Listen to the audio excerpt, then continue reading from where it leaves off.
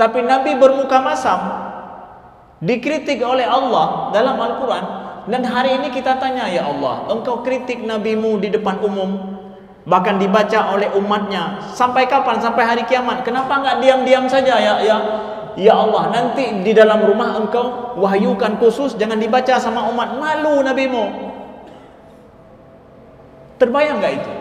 Malehan Nabi. Alhamdulillahirabbil alamin, hamdan katsiran tayyiban mubarakan fih. Asyhadu an la ilaha illallah wahdahu la syarikalah wa asyhadu anna Muhammadan abduhu wa rasuluh. Allahumma salli wa sallim wa barik ala sayyidina Muhammadin wa ala alihi wa sahbihi wa sallim. Subhanaka la ilma lana illa ma 'allamtana innaka antal alimul hakim. Allahumma 'allimna ma yanfa'una wanfa'na bima 'allamtana wa zidna ilma. Rabbana innana amanna faghfir lana dhunubana wa qina adzaban nar. Amma ba'du. Ahibati fillah, saudara-saudaraku seiman dan seakidah yang Allah muliakan, Allah sayangi, Allah rahmati selalu. Alhamdulillah, Allah perjumpakan kita kembali di maghrib yang mulia ini.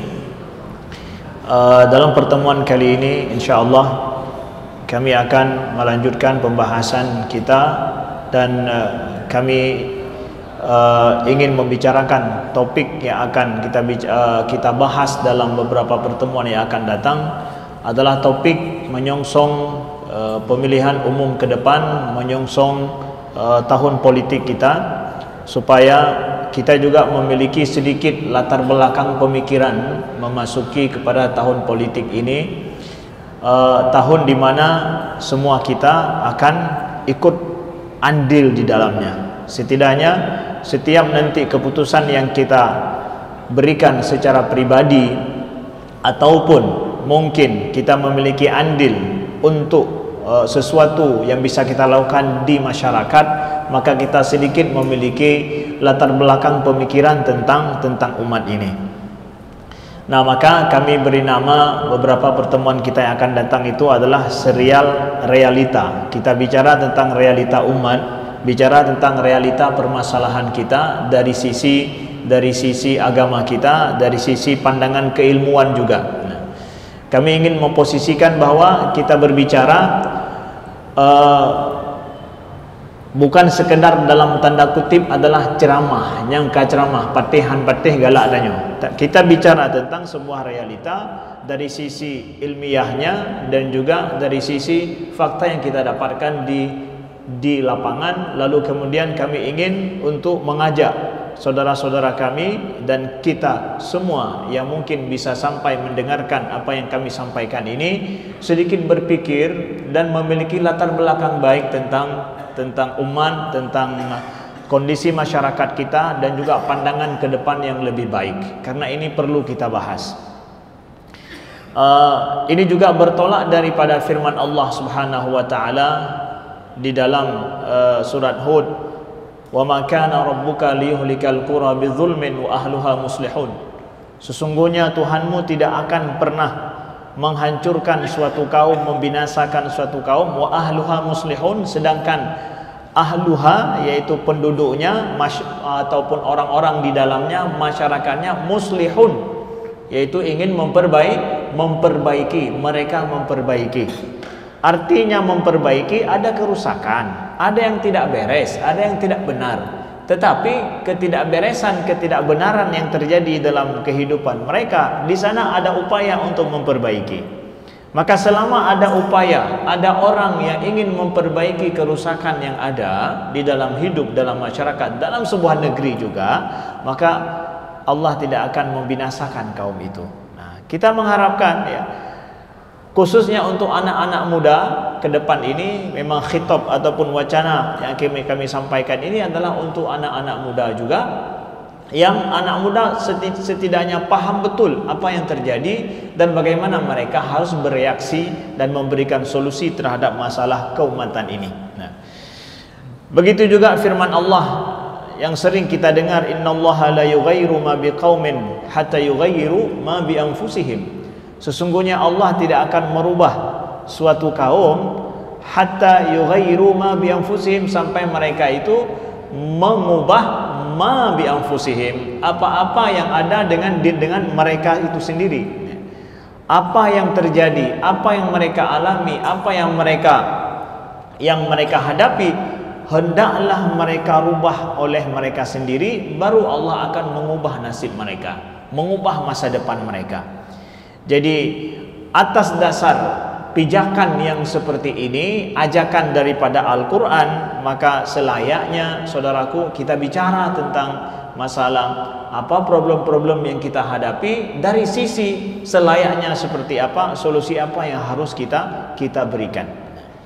Saat ini kalau kita tanya ya kepada kebanyakan kita akan menganggap bahwa ya, banyak pertanyaan-pertanyaan yang kami dapatkan dari anak muda dan juga dari beberapa pertemuan, baik dari kedai kopi sampai juga pertemuan dengan orang-orang elit, itu pertanyaan seputar tentang, saya merasakan bahwa ini pertanyaan semua orang ya.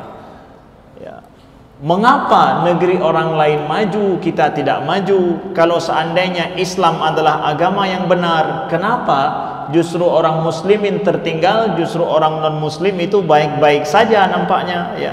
Mereka lebih berkuasa. Kemudian kenapa permasalahan kita banyak ya? Siapa yang mampu untuk menyelesaikan masalah kita ya?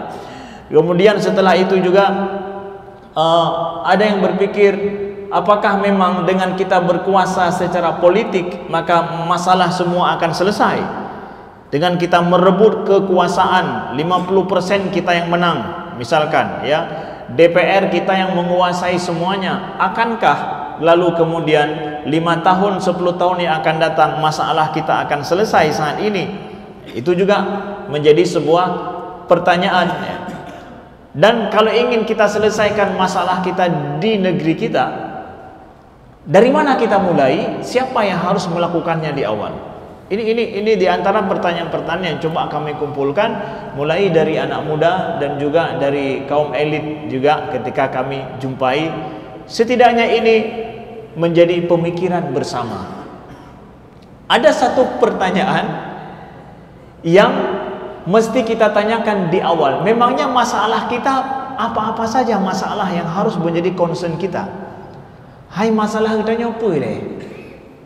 Ya. Nada depa masalah kita nyopo. Ya. Masalah kita apa? Lalu kita klasifikasikan masalah umat orang Aceh misalkan atau Indonesia secara umum ya. Apa yang jadi masalahnya?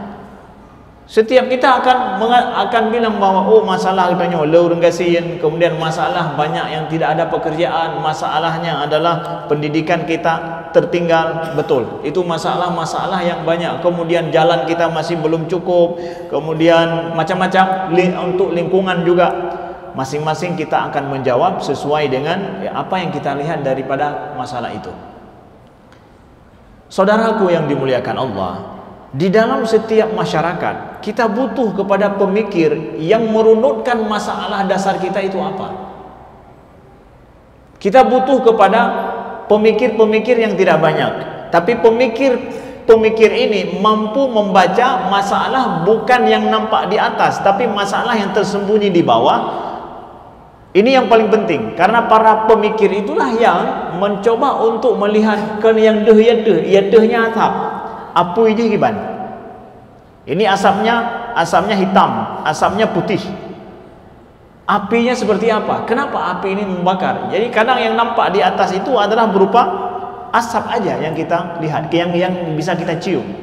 Tapi api, dan terus api ini membara, kenapa? Ini adalah para pemikir yang merumuskan itu. Dan nanti para pemikir-pemikir inilah kemudian disahuti oleh para pengambil kebijakan. Para pengambil kebijakan membuat sebuah treatment, sebuah cara bagaimana menyelesaikan masalah itu. Nah, para pengambil kebijakan itu dia memiliki keahlian tersendiri dan keberanian tersendiri sesuai dengan kekuatan yang diberikan oleh rakyat kepadanya. Maka saudaraku yang dimuliakan Allah, seorang pemikir muslim yang bernama Malik bin Nabi, beliau meninggal tahun 1973, Ini adalah salah seorang pemikir muslim yang lahir di abad penjajahan. Jadi pada saat kita terjajah, negeri muslim terjajah, beliau berijtihad dengan baik melahirkan sebuah pemikiran bagaimana masyarakat muslim ini terjajah secara umum dan bagaimana mereka bisa bangkit nanti daripada penjajahan itu sendiri. Banyak buku yang beliau karang, diantaranya Syurutun Nahdah. Cuma yang ingin kami sampaikan dalam pertemuan ini, beliau membuat sebuah rumusan untuk melihat sebuah masalah yang dihadapi oleh sebuah masyarakat, sebuah bangsa yang mereka dalam kondisi terpuruk atau tertinggal. Beliau pilah bahwa alam yang bisa kita lihat itu, alam itu ada 3, kata beliau. Yang pertama adalah alamul afkar, kemudian alamul ashkhas, dan ketiga adalah alam al-asya. Beliau bilang bahwa dalam melihat sebuah masyarakat, lihat ketiga alam ini. Alam yang pertama adalah alam afkar. Bagaimana pemikiran mereka, apa yang mereka yakini, apa yang mereka imani, apa yang hari-hari mereka percaya, baik berupa masalah agama ataupun di dalam kesehariannya. Apa yang menurut mereka ini baik, menurut mereka itu tidak baik. Ini sangat mempengaruhi kepada maju tidaknya suatu bangsa. Kita akan lihat pemikiran-pemikiran orang timur dengan orang barat dalam hal ini, keyakinan juga berbeda, ya. Lalu kemudian lihat kepada apa? Alamul ashkhas. Beliau bilang bagaimana hubungan kemanusiaan yang terjadi antara pribadi-pribadi orang-orang di suatu daerah, di suatu tempat. Mereka punya tokoh, misalkan di tempat kita punya tokoh, kita punya ahli, kita punya orang-orang yang terpandang. Bagaimana hubungan sesama mereka, tokoh-tokoh nih? Hubungannya seperti apa? Kemudian bagaimana hubungan pribadi antara masyarakat yang hidup sesama mereka, seperti apa hubungannya? Sehat atau tidak sehat? Itu juga akan mempengaruhi tentang bagaimana nantinya perubahan yang terjadi ke depan. Lalu yang ketiga kata beliau adalah alamul asya. Lihat kepada materi atau apa yang mereka miliki secara materi di tempat itu. 3 hal ini cara kita mengklasifikasikan, melihat sebuah permasalahan yang dihadapi suatu bangsa. Maka sekarang kalau misalkan negeri kita banyak masalah tertinggal, masalahnya di mana yang harus kita perbaiki? Oh, perbaiki banyak di alam materinya. Oh, kita nggak cukup jalan, buat jalan. Nggak cukup irigasi, buat terus irigasi, ya. Nggak cukup infrastruktur, buat infrastruktur sebanyak-banyaknya. Maka kucurkan uang untuk infrastruktur. Ini faktor, ini yang ketiga ini. Sedangkan yang pertama adalah alam pemikiran, kata beliau. Kalau ingin merubah suatu bangsa, jangan ubah dulu yang nomor 3-nya. Bukan itu yang diubah dulu. Kalau alam pemikiran dan hubungan kemanusiaan ini, 2 hal ini belum berubah dalam suatu bangsa, tidak akan berubah yang lain juga. Itu yang ketiga. Ingat gak, setelah perdamaian kita di Selawah itu kan ada program dari gubernur dulu buat lampu di Selawah, ya, lampu. Jadi Selawah, dari awal Selawah sampai akhir itu semua ada lampu pinggir jalan. Lampunya nggak tanggung-tanggung, pakai tenaga surya. Yang saya tahu itu di negara maju, jalan umumnya itu lampunya seperti itu. Itu di negara maju yang sanggup menerangi semua jalan nasional. Mereka terangi semua. Ini di Selawah kita dengan usulan ataupun gagasan dari gubernur dibuat seperti itu, biar nyaman kita pergi. Sekarang hoja keadaannya. Paduk trip idam. Berapa lama lampu itu bertahan setelah dibuat? Itu negara maju loh. Itu betul-betul ketika kami pulang lihat ini negara maju ini. Di gunung pokoknya lampu semua terang. Berapa lama bertahan? Ada trik. Nah yang rubah patah, pegah patah pun liangin tapi tengok gaduh. Habis ya. Kita ingin menggantikan alamul asya, kita belum menggantikan alamul afkar. Enggak bisa. Ya. Maka sekarang kita akan lihat dalam masalah alamul afkar, dalam masalah alam pemikiran kita, ada apa masalah di alam pemikiran kita di masyarakat kita. Ini unik. Kita harus nyelam, kita harus betul-betul melihat, merasakan sendiri nyopo yang terjadi ngurung danyo secara pemikiran yang berbeda dengan pemikiran urung-urung di Nangro 2. Ya. Ini sedikit yang ingin kami lihat dengan sedikit pengalaman kami di luar. Masalah kita, kalau saya buat ada beberapa permasalahan di sini, baik dari sisi akhlak, psikis, politik, ya, begitu juga masalah sosial. Secara umum kami mendapatkan mungkin akan lebih banyak lagi, ya. Ini ada sekitar 27 permasalahan kita yang unik. Itu yang kita hadapi, pemikiran kita ada di situ, nyan aneh, menan gedanyo. Tapi kami katakan sekarang ini adalah untuk kawan-kawan muda, supaya kalian tahu ini tidak beres, harus kalian perbaiki dan kita ubah.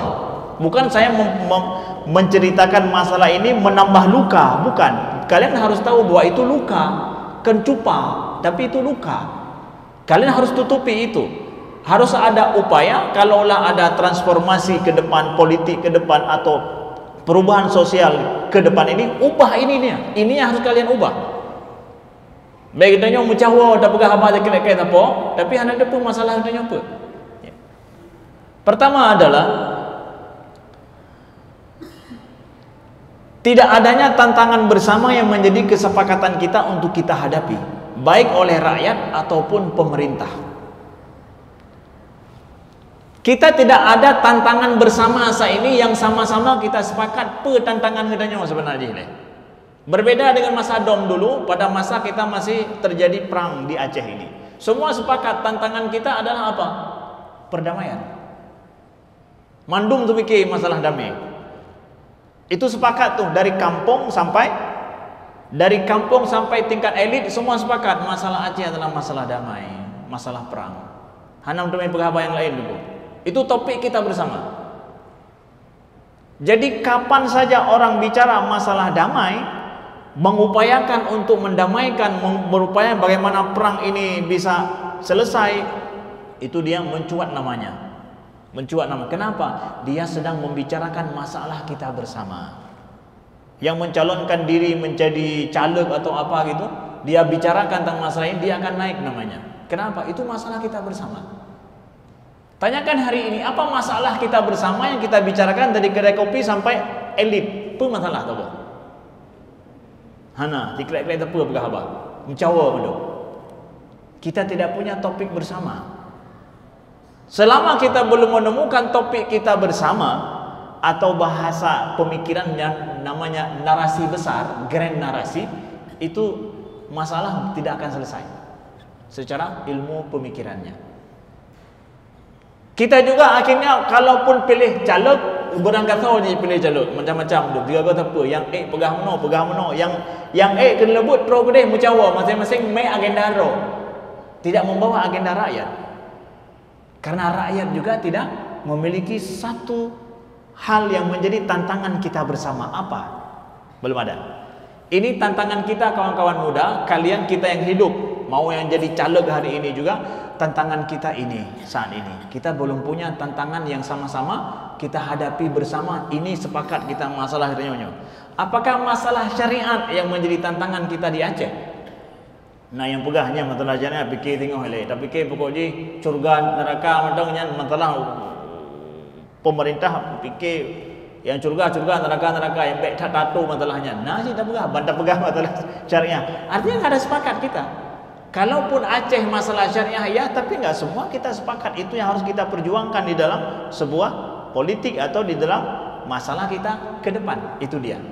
Jadi topik pertama kami dapatkan dan kami sampaikan secara ilmu pemikirannya, bangsa kita atau Aceh ini secara umum ataupun Indonesia secara umum, kita belum, atau Aceh secara khusus kami sampaikan, kita belum memiliki tantangan bersama yang kita sepakati. Ini menjadi sulit juga untuk mengumpulkan tenaga-tenaga untuk memperbaiki masyarakat. Kedua adalah masalah politik dan pembagian kekuasaan itu belum sehat. Itu kita tidak sehat. Maka harus semestinya peralihan politik itu dan mendapatkan kekuasaan politik harus dengan cara yang sehat. Cara yang sehat, cara yang logis.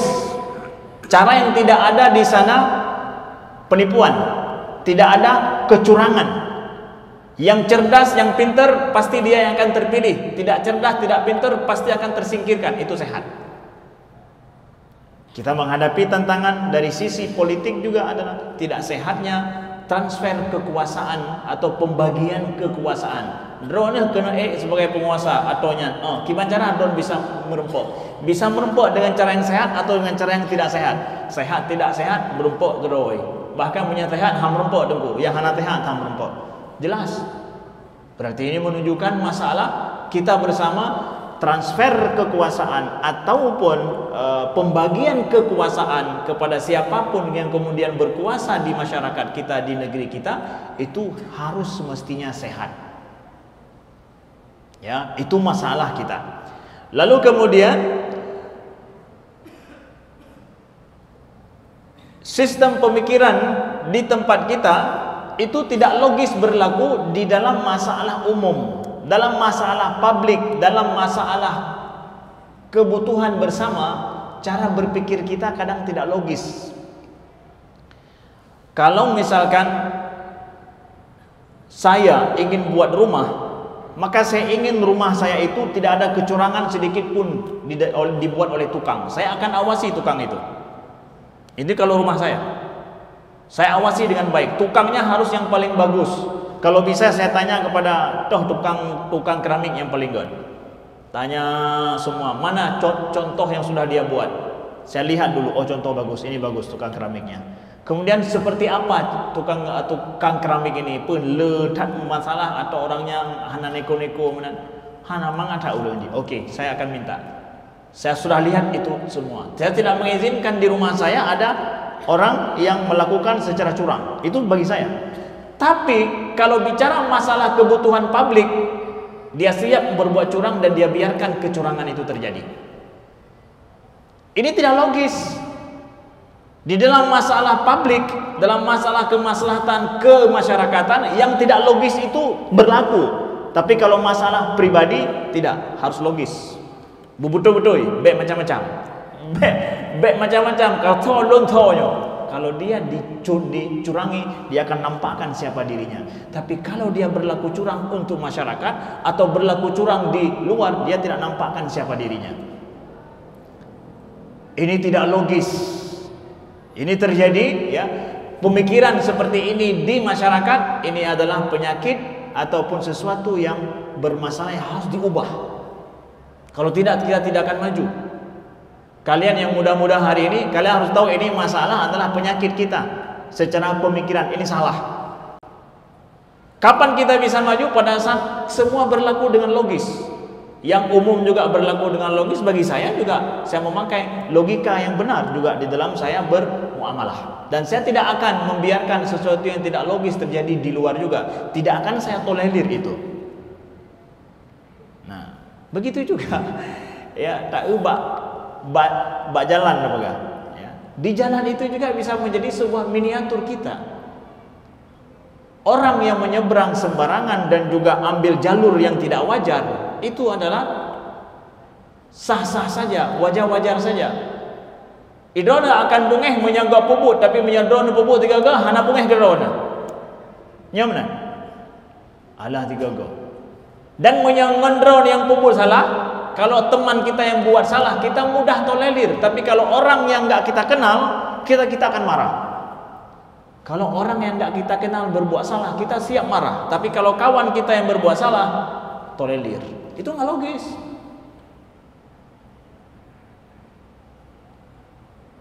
Jadi kami simpulkan bahwa berlakunya perilaku-perilaku dan sikap yang tidak logis di depan umum itu ditolerir, sedangkan bagi pribadi tidak. Nah, ini penyakit secara pemikiran di masyarakat kita. Nah, itu harus diubah kalau kita ingin maju, ya. Kemudian hubungan kehidupan kita dengan ilmu pengetahuan yang tidak baik. Ilmu pengetahuan di alam ilmu pengetahuan dan juga bagian pendidikan, secara pendidikannya kita belum baik di sini. Bahkan mungkin maaf cakap masih belum merdeka, walaupun sudah ada kurikulum merdeka, tapi kita pendidikan kita belum merdeka. Hubungan kita dengan ilmu pengetahuan itu masih tidak baik. Alam pendidikan kita, dunia pendidikan kita masih tidak baik. Harus diperbaiki dan harus ada revolusi betul. Kalau memang dikatakan revolusi atau transformasi, reformasi di dunia pendidikan kita. Maka kawan-kawan muda, kalian mungkin bertanya hari ini. Contoh kita katakan, pengangguran banyak, pekerjaan tidak ada. Lulusan pendidikan kita banyak, tetapi dunia pendidikan dunia pekerjaan kita tidak ada. Yang membiayai pendidikan yang tidak kepakai untuk pekerjaan setelah itu siapa? Pemerintah. Pemerintah menggelontorkan banyak dana untuk mendidik kita, yang setelah kita dididik kita itu nggak bisa pakai. Terbuang nggak uang negara itu? Kenapa pemerintah ataupun negara tidak memprioritaskan kepada bidang studi pendidikan yang di sana kita dididik, setelah itu kepakai di sini dipersiapkan. Jadi relate, ada hubungan antara pendidikan dengan dunia luar. Maka banyaknya pengangguran hari ini bukan gara-gara cuma skill anak muda kita yang nggak punya skill, tetapi juga adalah kalaupun mereka punya skill, tidak ada yang mereka kepakai, mau dibawa kemana. Artinya tidak ada program secara pasti daripada pemerintah kita dengan pendidikan yang ada, lalu setelah itu mau dipakai kemana, dipersiapkan untuk apa? Tidak ada, makanya pengangguran banyak. Sedangkan di negara lain pemerintahnya sudah mengatur strategi sejauh-jauh hari. Bidang pendidikan ini yang akan kita biayai supply sebanyak-banyaknya untuk mahasiswa, kita arahkan ke tempat ini. Setelah itu kita persiapkan ini. Pengangguran tidak ada, bahkan menyerap, bahkan dari luar juga harus dipakai. Kenapa? Majunya setelah itu majunya di bidang itu tidak cukup pakar ataupun ahli di situ, karena mereka persiapkan bidang pendidikannya. Arah pendidikan kita kemana? Terserah orang ro, necok popo yang galak, alanya minta pekerjaan gero, hana ino minta luar negro. Alam pendidikan kita tidak relate dengan kebutuhan yang diciptakan di luar. Nah, ini penting kepada pengambil kebijakan keputusan dalam masalah ini. Kemana kita diarahkan? Lalu, terus, kemudian tidak sehatnya alam pendidikan kita juga. Pada saat hari ini banyak sekali mahasiswa kita, saya melihat sendiri setelah pulang, mahasiswa kita itu paling suka kepada bidang-bidang pendidikan yang sifatnya adalah bukan humaniora, atau bahasanya kita katakan yang berhubungan langsung dengan pekerjaan yang pasti. Tapi kalau sifatnya adalah bidang studi kemanusiaan, sosial, politik, apalagi kalau di usuluddin misalkan akidah, tafsir, hadis, ya, yang dalam bidang-bidang ya, yang sifatnya adalah ilmiah, bicara tentang manusia, itu kurang. Tapi kedokteran, insinyur di situ ataupun teknik dan yang lain itu banyak loh disukai, dan bahkan di masyarakat kita dianggap itu lebih menghasilkan. Tapi logikanya kami ingin katakan begini. Ini maaf cakap, tapi harus kita katakan secara jelas. Kalau dokter, kalaupun nggak ada dokter di negeri kita bisa impor dari luar, bisa kerja di tempat kita. Kalau insinyur nggak ada di tempat kita, kita bisa impor dari luar kerja di tempat kita. Tapi kalau ahli sosial di tempat kita nggak ada, nggak mungkin orang luar kita impor kemari. Dia harus betul-betul hidup di masyarakat kita, dan dia paham bagaimana negeri dan masyarakatnya, dia akan ahli di bidang itu di tempat kita. Nggak bisa kita impor dari luar. Politikus dari luar dibawa ke tempat ini, nggak bisa juga. Dia harus politikus yang paham betul tentang bagaimana masyarakatnya, adat budaya di sini, dan bagaimana sosial di sini. Dengan betul dia hidup, dia akan bisa paham. Dari luar nggak akan bisa. Maaf cakap ya. Kita harus mempersiapkan orang-orang yang betul. Mungkin dari luar tanya Ome. Kita butuh di bidang studi bidang ini. Sastra juga, ya. Sastra juga nggak bisa kita impor. Nyohana gure sastra, taime namine sastra Inggris di ame gede. Keno di ame. Hana laku. Kecuali memang sastra Inggris, tapi sastra bahasa kita, ya orang kita lah. Tapi ini adalah bagian yang kita anemi gedanyo dalam dunia pendidikan hana digalak sama sekali. Bahkan karatok mungkin sastra. Padahal itu adalah kitanya, identitas kita itu. Pendidikan ke arah situ harus makmur di situ. Kalau kita ingin memperbaiki siapa kita dan maju ke depan, kita punya sastra kita sendiri, ahli sastra kita sendiri, bahkan orang lain harus belajar di tempat kita. Karena itulah kita. Nah, kalau bidang studi, bidang ini kita lemah, kita nggak akan maju. Oh, tunggu, dokter yang paling belum, teknik yang paling belum. Maaf cakap ya, maaf cakap. Kalau orang dokter tidak ada, kita bisa impor dari luar juga. Insinyur kurang, kita bisa impor dari luar karena rumusannya sama. Paling kurang, maaf cakap. Tapi kalau bidang ini nggak ada, anak to bantu. Berilah kitanya. Nah, itu maksud saya.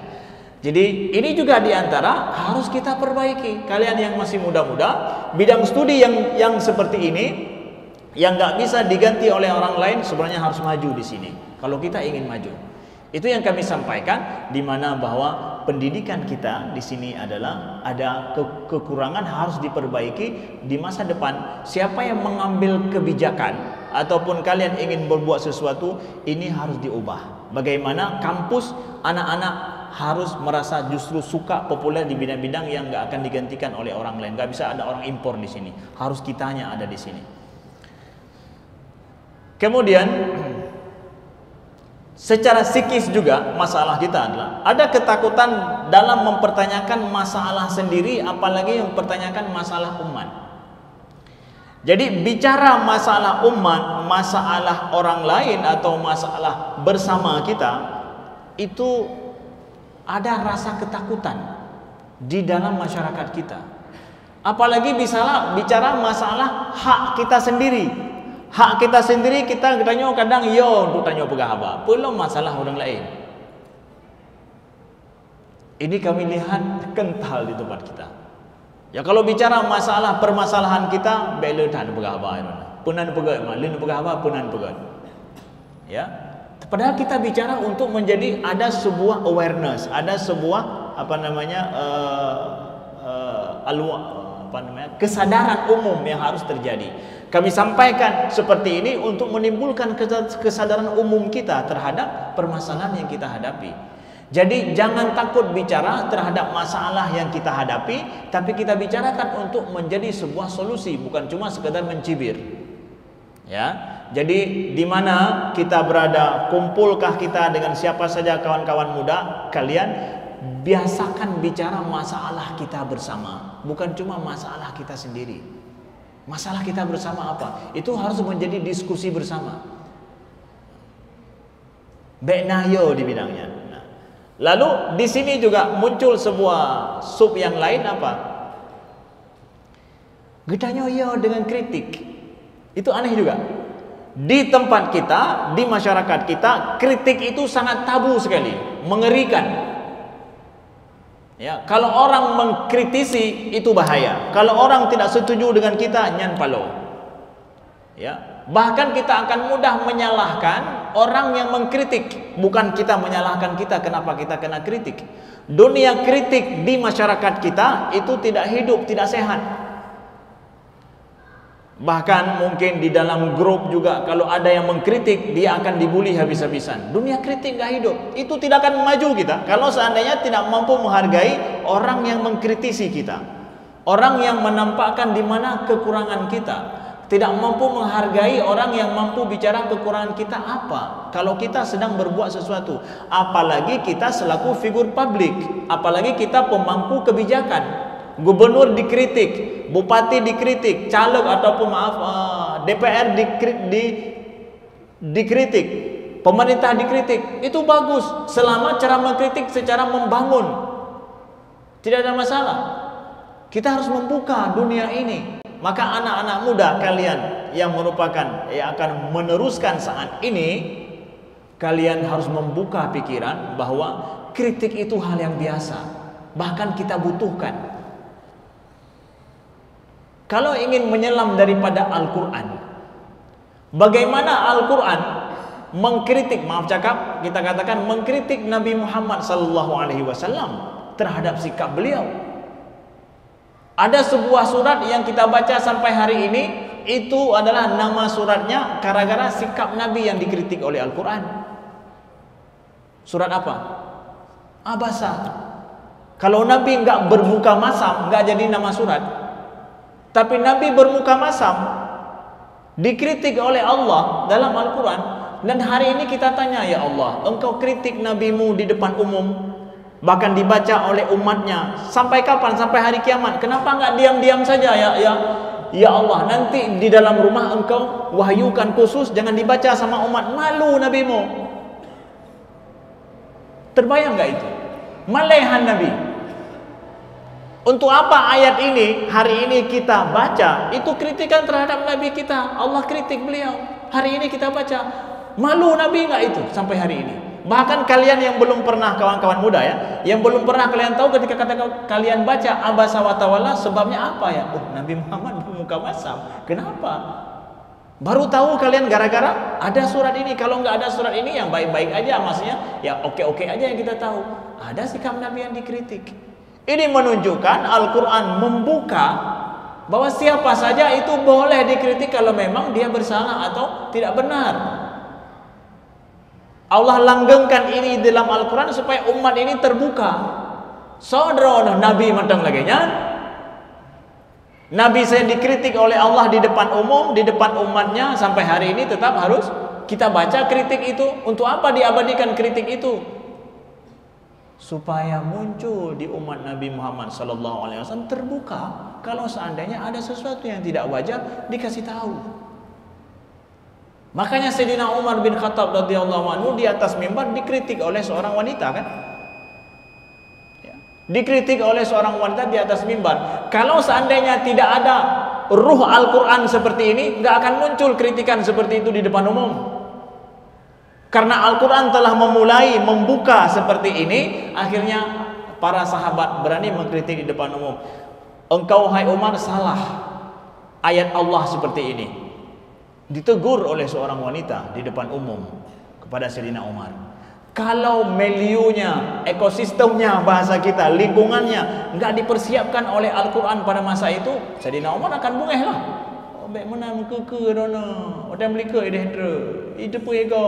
Malai lon khalifah yo. Bukankah begini logika kita hari ini? Betul tidak? Tapi Umar mengatakan asaba imra'atun wa akhta Umar. Betul yang dia katakan, saya yang salah. Terbukanya luar biasa. Tapi kenapa ini nadir di depan kita, enggak kita terima? Menyenang orang pegah lagi langsung pribadinya yang kita salahkan. Enggak, ini harus diubah, enggak akan maju kita. Kalian kawan-kawan muda harus tahu ini penyakit kita, harus kalian ubah. Sekian, terima kasih, kita lanjut pertemuan yang akan datang. Subhanakallahumma wa bihamdika, asyhadu an la ilaha illa anta, astaghfiruka wa atubu ilaika. Wassalamualaikum warahmatullahi wabarakatuh.